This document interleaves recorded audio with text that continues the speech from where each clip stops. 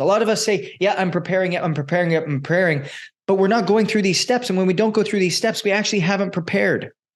We haven't done what we needed to do. We haven't laid the foundation and prepared ourselves for what is already prepared for us, to be able to take it, to be able to step into it powerfully, to be able to take a stand for what it is that we're wanting. This is the Own It Show, where we tell stories of how everyday people made ownership theirs. Hey guys, welcome back to the Own It Show. I'm your host, Justin Rothling-Schofer, and I couldn't be more excited to be welcoming you here. If this is your first time, I encourage you guys to listen to some of the other episodes. And if you're new to just this audience, we're really about what does it mean to live in ownership? What does it look like to live a life in ownership? Because to be honest with you, I've lived life outside of ownership and I've lived life with ownership. And I would never trade anything that I've gone through to go back to a life of pre-ownership. And that's available to you.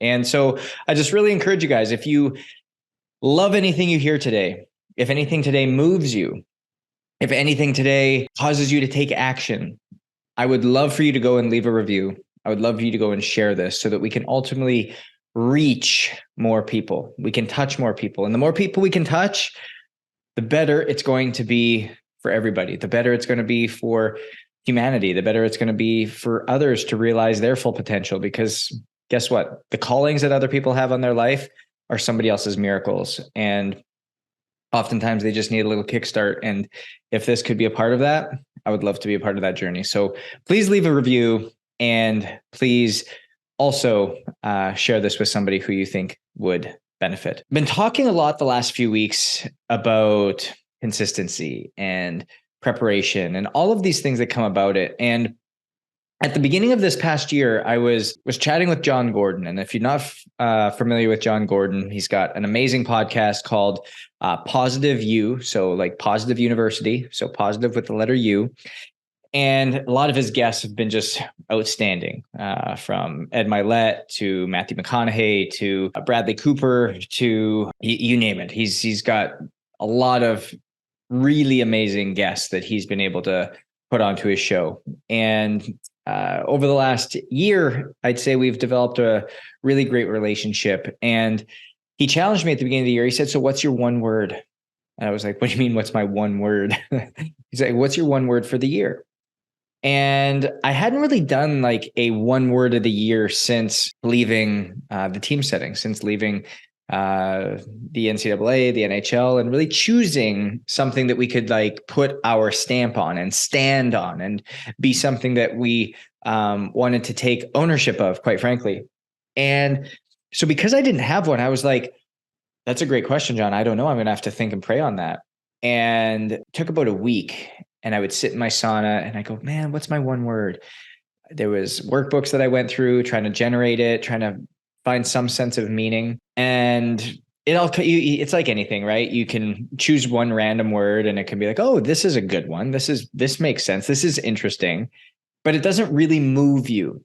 It goes back to what we talked about with consistency is it's easy to say things and like come out with things randomly, but it's another thing to be so convicted on something and feel it in your soul that it becomes a part of you. And that's what I was searching and that's what I was looking for. And that's the only way that I was really going to do it, because otherwise it just felt like I was grabbing at straws and doing it just simply because everybody else is doing it. And so anyways, on about the seventh day, I was sitting in the sauna and I got prepare yourself for what God has already prepared for you. Wow. That hit me. It was like, this is it. That's my one word.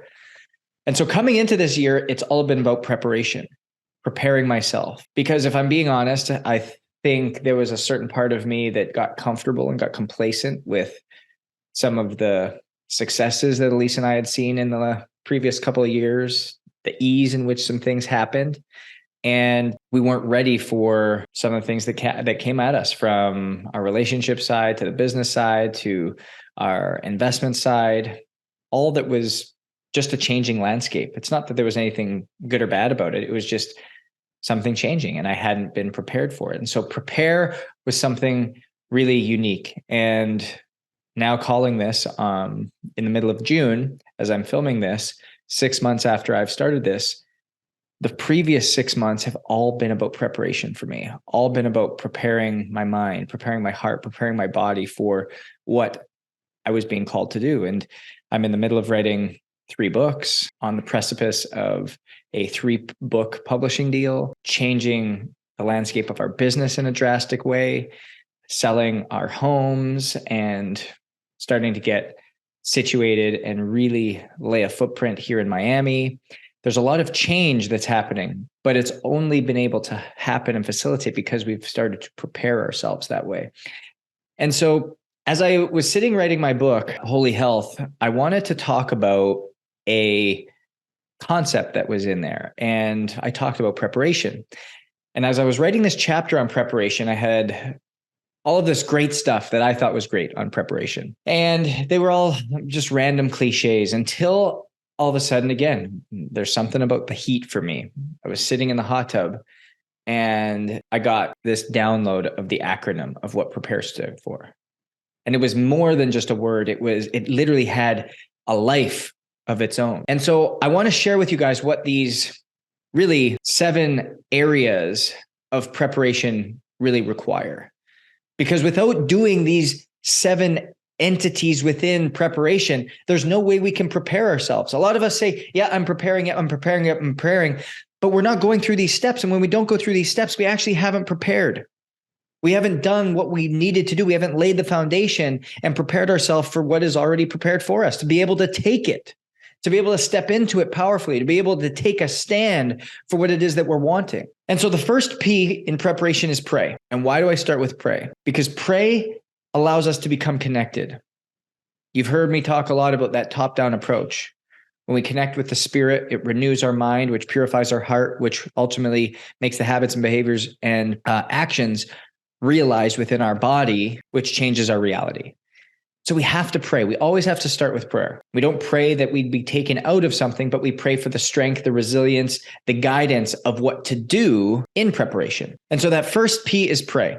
The second is R, replace. We need to replace habits. We need to replace behaviors. We need to replace action steps. We need to replace reactions. We need to replace thought processes. I see it all the time that we think we're preparing, but yet we're just doing the same things over and over and over and over again, thinking that we're going to get a different result.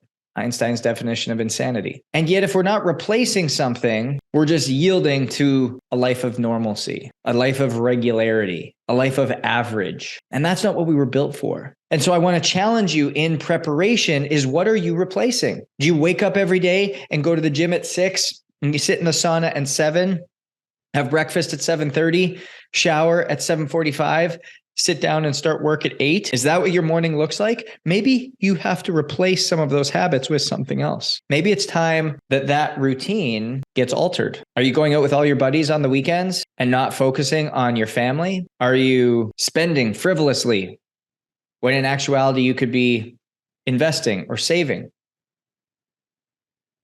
What habits do you currently engage in that need to be replaced in order for you to prepare for where you want to go? And the third is expend. Expend energy. It's not easy.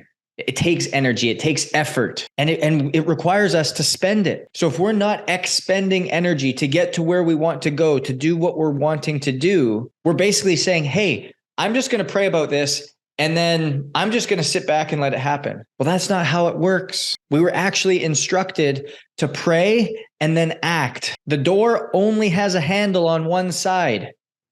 And God can direct us to the different doors. But if we're not willing to expend energy to open them, then they will continue to stay shut because we have failed to prepare ourselves in the appropriate way. And so we have to expend energy. We have to go. Energy is a blessing. I don't know about you guys, but I love energy. I've got a lot of it. Energy is renewable. You walk into a room, you walk into a business, you walk into a home, you can sense the energy right away. Is it a place that's expending energy, or is it a place that's hoarding energy? And the crazy part about it is when you expend it, it usually comes back tenfold because it renews. Versus when you hold it, gets stale, gets gross, doesn't have the same punch. So we have to expend energy in order to prepare appropriately. The third is practice. And I did a podcast on this not too long ago talking about consistency and how consistency is not perfect. And the reason that I want to call that out is because oftentimes people say perfect practice is what creates realized performance or realized preparation. And I think that's a load of crap. I think it's toxic. I think it's somebody who wanted to give a meaningless motivational talk to somebody who really didn't understand the impact of what their words have. You see, it's not perfect practice that matters. It's practice of a practice that matters. Being willing to look like a beginner, being willing to start over, being willing to lean into something and try, being willing to listen, being willing to be obedient and practice what it is that you've been called to. That's preparation. I remember when I got into business for the first time, I started my own business. Man, I look back in 2015 when I started this camp for NHL players. Man, would I have done things differently? Do I regret anything I've learned along the way? Absolutely not. But if I was to start the same thing over again today, would I do it different?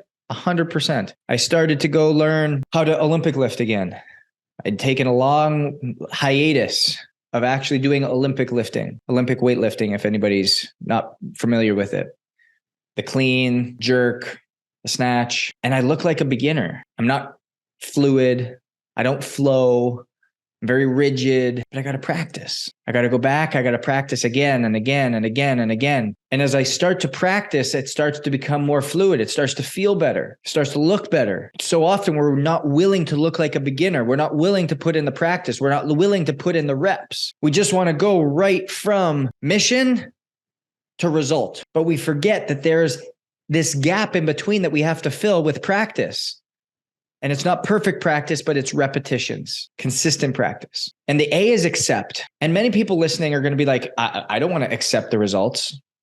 I'm not accepting losing. I'm not accepting anything less than excellent. Hear this from a lot of motivational speakers and a lot of self-development people. You got to strive for excellence. Anything less is unacceptable. No, accept the outcome. Accept the outcome as that is where you are today. What can you be grateful for there? What can you see as growth? What can you look at and chalk up to and saying, you know what, I am on the right track, or no, I'm off track and I have to recourse correct. Accept the outcome for what it is, but don't tie the outcome to who you are. Dissociate the two.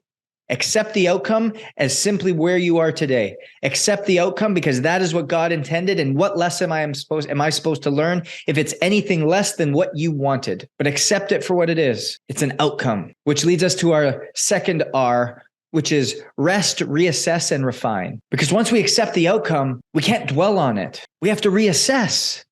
What worked? What didn't work? What was strong with my practice? What was not? Where did I expend too much energy and not rest enough to allow it to come back in? What do I have to replace again? What habit or behavior or action did I put in place that I thought was going to work but didn't? Understand that preparation is a process, and that when we rest, reassess, and refine, we get tighter and tighter and tighter and tighter again. And when we can continue to come back to that, we can start to time collapse everything. If you have somebody along the way with you, you have a coach, you have an expert, they can ultimately time collapse a lot of that. Somebody who's been there, somebody who's done that. And the last E is expect. Expect what you prayed for. Expect what you're preparing for. It never ceases to amaze me how many people pray for $1 million business. And then all of a sudden, when they get it, 2 years later, 3 years later, they're surprised, or they've been preparing and seeking and praying for that spouse, that girl or that boy to come into their life. And when all of a sudden it does, it's like, oh my gosh, like why? I'm surprised by this. God knows the desires of our hearts, and he's going to ultimately help these things to come to fruition. But we have to prepare ourselves. And if we prepare ourselves, expect the outcome. If we prepare, it's not only probable, but it's expected. The outcome should be expected. The outcome should be realized. That doesn't mean we're not grateful for when it happens. It's not what I'm saying, but we should expect the outcome that we are preparing for. It may not be on your timing. It may take a little bit longer. It may take a little bit more preparation, but it comes back to letting us know, hey, we have to expect what's happening here because I know I'm prepared. I know I want this. I know this is what's on my heart. I know this is what I'm being called to. I've prayed for it.